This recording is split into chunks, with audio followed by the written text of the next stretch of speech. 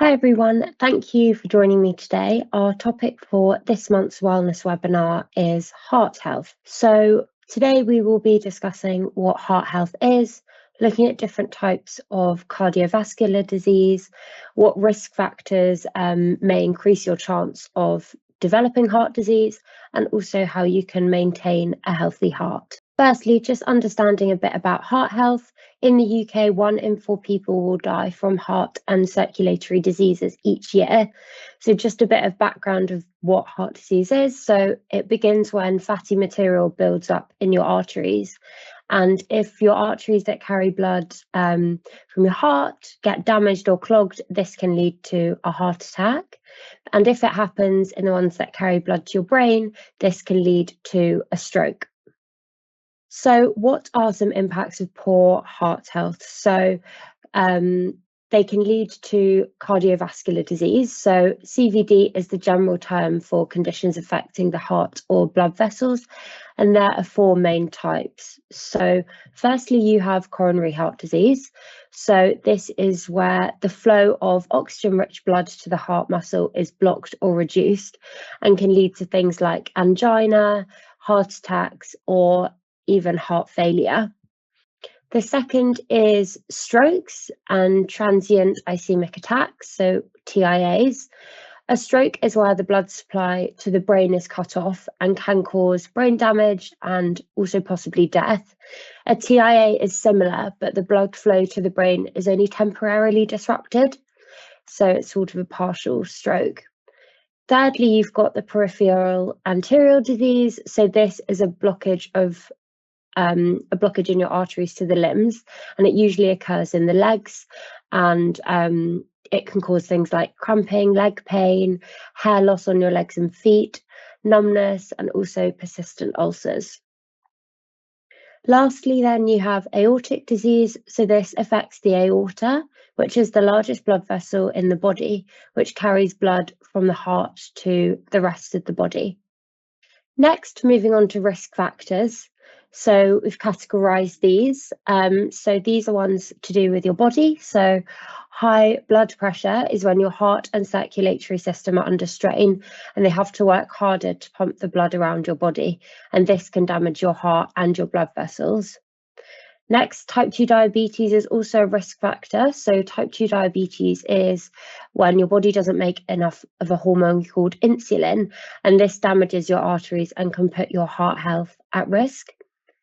High cholesterol is when you have too little good HDL cholesterol and too much bad non-HDL cholesterol, and this can increase your chance of having a heart attack or a stroke with these increased cholesterol levels. Another risk factor is being overweight or being obese, as this can increase your cholesterol levels and also your blood pressure. So these link back to the 2 points I've just mentioned. And if you are overweight or obese, you are also a lot more likely to develop type 2 diabetes. That's all 3 of those there. Then if you don't move enough, this can also increase your risk factor. So being physically inactive can increase your chances of developing high cholesterol, high blood pressure, and also type 2 diabetes. Next are the risk factors associated with food. So this is things like eating too much saturated fat, sugar, or salt can lead to weight gain, high blood pressure, and also high cholesterol. Drinking too much alcohol can increase your risk of having a heart attack or of having a stroke, and also of developing vascular dementia, as well as type 2 diabetes. And then the chemicals in cigarettes and other smoking products, such as shisha and chewing tobacco, can damage your blood vessels, including the arteries which carry the blood to your heart and your brain. So feeling stressed is also a risk factor.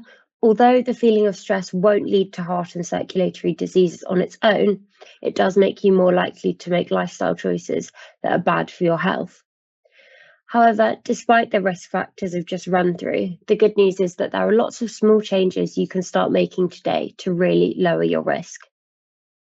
So now we'll go on to steps of how you can help manage move towards having a healthier heart. So managing your weight is one of the key factors in helping to maintain a healthy heart. Being aware of what you eat and also increasing your physical activities are both ways to successfully manage your weight. Moving more is another good way to help progress towards a healthier heart. This can be anything that makes you breathe harder, feel warmer, or makes your heart beat faster. So this can include things such as walking, gardening, hoovering, taking the stairs instead of the lift, swimming, and also cycling. Small bursts of activity count as well. So even if you can only manage 10 minutes to start with, try doing 3 10-minute blocks across the day to make up a total of 30 minutes each day. Even just a small bit of movement can start to help you see the benefit. Quitting smoking is another way in which you can help to improve your heart health. Even those who have smoked for years will still see a reduced risk of heart and circulatory diseases when they quit smoking. So, what happens when you quit smoking? 20 minutes after you've stopped, your heart rate and blood pressure will return to normal. Within 2 to 3 days, you can expect to see your sense of smell and taste improve. Within 2 to 12 weeks, exercise becomes a lot easier and your breathing improves. And after a year of quitting smoking, your risk of having a heart attack is supposedly half of that of a smoker. So even if you have smoked for years, just making that step in stopping really can make a big difference. Now on to steps for a healthier heart to do with your food, so eating better. So eating lots of vegetables, fruit, whole grains, some lean proteins and healthy fats will help your body work at its best. Try to cut down on food and drinks that are high in fat, salt and sugar. Some fats are bad for your health. These are saturated fat. And eating foods high in saturated fat, like fatty meats, cheeses, butter, cakes and coconut oil can increase your cholesterol levels. Try to swap foods high in saturated fat for foods that contain unsaturated fats, such as olive oil, vegetable oil, spreads, nuts, seeds, and oily fish. Now on to salt. If you have high blood pressure, cutting down on salt is a good place to start. Eating too much salt raises your blood pressure over time. And most of the salt we eat is already in the food we buy, so try to stop adding extra salt to your food already. You can use things such as herbs and spices to add flavour to your food. Eating too much sugar will eventually lead to weight gain, which raises your risk of heart and circulatory diseases.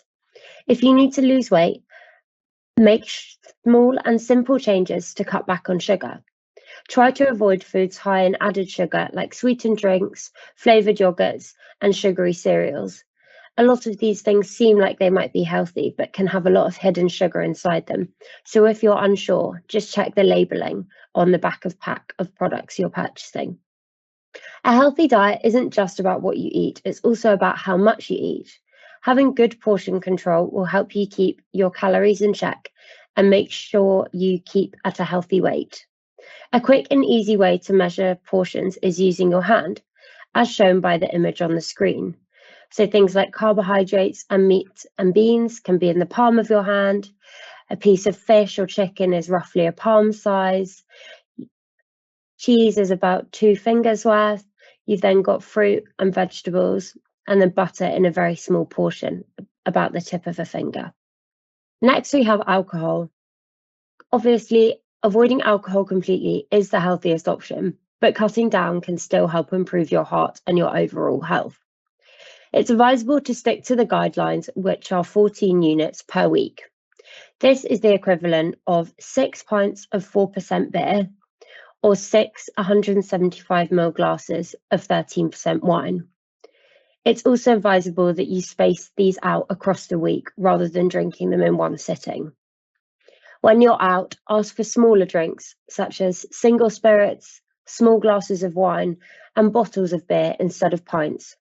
And when drinking alcohol, make sure you drink plenty of water alongside it, as alcohol is also a diuretic, so it will make you dehydrated more. So drinking water can help counteract this.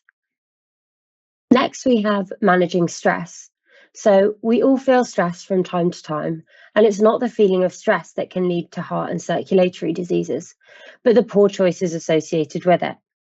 If you find yourself picking up an unhealthy snack when you need a boost, Try and opt for an oat or nut bar rather than that chocolate bar. Also, pick baked crisps where possible rather than fried options. You can also build mindfulness into your day, so whether that's stepping outside for a walk or practicing mindful eating. Mindful eating is about tapping into the body's hunger and fullness cues and honouring them by eating satisfying, nourishing foods and knowing when to stop by listening to your body's need. Also, you should not be drinking more alcohol than is healthy, so that relates back to the guidance on the previous slide. If you or people close to you have noticed you've been making unhealthy changes or seem overwhelmed, this is a good opportunity for you to reach out and take some action and have a look at what might be causing the stress and what you can do to help minimize how that's making you feel. And now we have some tips. So some simple tips that can help you maintain a healthy heart. So even just making a couple of swaps can make a difference. So pick the ones that you think will be easiest for you and gradually increase the number of swaps over time. This could be things such as adding more vegetables to your plate, switching your crisps to unsalted nuts. You can also add herbs and spices to your recipes instead of free salt. This can help add a lot of flavour to your food, and obviously is better than just adding salt. If you like to drink a lot of soft drinks, pick diet or sugar-free drinks where possible. These are normally always available as an alternative. They won't be as high in sugar. You can also use your hand to measure portion sizes as the guidance shows to make sure that you're not overeating. This will help you make sure that you can maintain that healthy weight. You can also look at food labels, so the traffic light labeling on your food, and pick products which only have green, like highlighted rather than red, which mean they're very high in things like fat and saturated fat and sugar or salt. You can also take the stairs instead of the lift. So maybe you're in the office and you're on the 3rd floor, just walk up those stairs rather than taking the lift. Or could you walk up the stairs and get the lift down, for example? Even just little movements can make a difference. So try and sit less. If you're going to make a cup of tea or a coffee, can you go the long way around to make it? Or just try and get out for some fresh air at lunchtime, if possible. If you smoke, try and pick a date to quit and stick to it, like we showed. Quitting smoking can make a huge difference in the immediate future, so it's definitely worth looking to do that if possible. And again, monitoring your alcohol intake. So this is things like choosing half pints instead of full pints, and just having those smaller glasses of wine, and also adding in water as well. So in terms of the heart health webinar, that was everything I had to run through today, but I've just got a few bits about the nutrition and wellbeing team. So we are available to contact through that email address at the bottom of the slide. So you can email us for any personal wellbeing queries. If you'd like an educational talk specific to your unit, we can also carry out one-to-one sessions. We're happy to support at health committee meetings or with specific health concerns, and we can also come and support health fairs. And we do have virtual solutions available if that is preferable. It doesn't always have to be on site. It is up to you. We then have our wellness promotions. So we have our 12-month wellbeing calendar, and we have lots of promotions and resources available, which are linked to external UK and worldwide public health initiatives. So this is things like Healthy Eating Week, Hydration Week, just kind of raising awareness for all of those initiatives. And these all link to the pillars of our wellness strategy. So this is healthier world, healthier food, healthier body, and healthy mind. And these are all available on the Wellbeing board as well as electronically. And then you may have seen our latest wellness magazine came out at the end of January. So we have a seasonal magazine which helps to promote health and wellbeing. It informs and provides tips on the wider health and wellbeing agenda. We try and get lots of personal accounts on wellbeing topics from employees, customers, and clients across ESS. And if you haven't received this, then you can sign up just by emailing our same email. So that is ess.wellness@compass-group.co.uk. And we will ensure that you're on the mailing list for that magazine. So like I said, they are quarterly. You will also be updated with our monthly webinar. So as you may be aware, we are now back with our monthly webinars. So these will be live on the first Wednesday of every month, as you are all here today. And they will then later be uploaded to YouTube.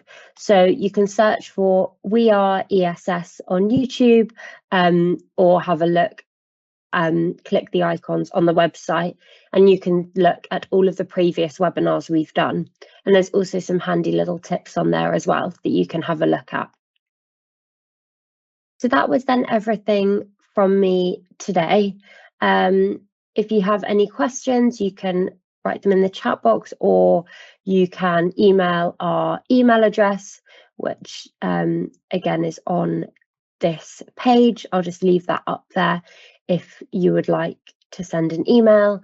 And yeah, I hope you have enjoyed the presentation today and found it informative, and hopefully have some bits of information to take away and apply to your day-to-day life. Thank you very much to everyone who attended. And like I say, if you have any health, nutritional wellbeing questions, just email us on their email address and we will get back to you. And if we don't speak soon, we will see you at next month's webinar.